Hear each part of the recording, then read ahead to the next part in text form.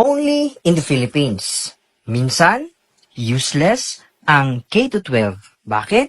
Dahil college graduate ang kailangan. Only in the Philippines pa rin. Minsan, useless ang pagiging college graduate. Bakit? Dahil hinahanapan ng experience. Pero, useless ang experience dahil kailangan ng bagger.